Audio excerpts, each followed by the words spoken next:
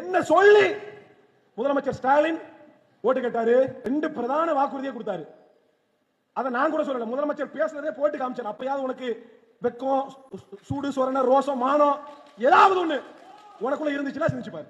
தலைவர் இடஒதுக்கீடு 5% அதையும் உயர்த்தி தரணும். ஏற்கனவே 3.5% இடஒதுக்கீடு, அதையும் உயர்த்தி வழங்கிட வேண்டும் என்று தீர்மானம். சிறையில் வாழக்கூடிய அப்பாவி முஸ்லிம்களை விடுதலை செய்திட வேண்டும் என்கிற தீர்மானம்.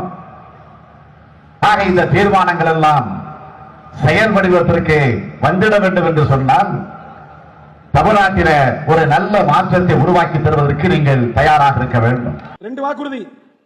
என்ன வாக்குறுதி?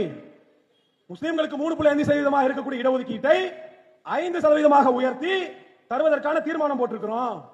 சிறையில் வாழக்கூடிய அப்பாவி சிறைவாசிகளை விடுதலை செய்வதற்கான தீர்மானம்.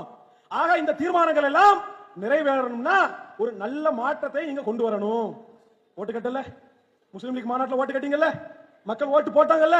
4.5 ஆண்டுகளை கடந்து விட்டது, 5 ஆண்டுகளை நிறைவு செய்ய போகிறது திமுக. சிறைவாசிகள், அப்பாவி சிறைவாசிகள் வெளியே வந்துட்டாங்களா? இடஒதுக்கீடு 3.5 இருந்து 5% உயர்த்தப்பட்டு விட்டதா? 2 வாக்குறுதிகளும் என்னாச்சு? இதை கேள்வி கேட்பதற்கு, இது குறித்து பேசுவதற்கு தமிழ்நாட்டில் ஒரு முஸ்லிம் கட்சி தலைவர்களுக்கு துப்புள்ள துணிவில்லை. எல்லாருடைய நோக்கம் என்ன? எனக்கு எத்தனை சீட்டு, எத்தனை நோட்டு? மனிதநேய மக்கள் கட்சியா எத்தனை சீட்டு, எவ்வளவு நோட்டு? எஸ்டிபிஐயா எவ்வளவு சீட்டு, எவ்வளவு நோட்டு? அவங்க முஸ்லீம் லீக்கா எவ்வளவு சீட்டு, எவ்வளவு நோட்டு?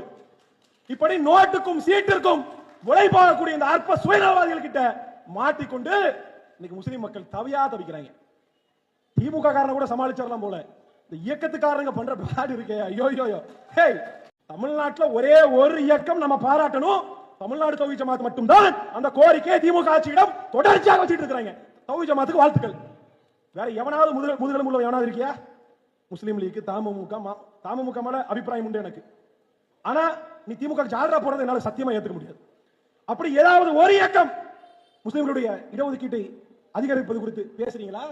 அப்ப இந்த சுயநலவாதிகளை கண்டடைந்து இவர்களை துரத்தி அடிக்காமல் இந்த மக்களுக்கு விடுதலை இல்லை.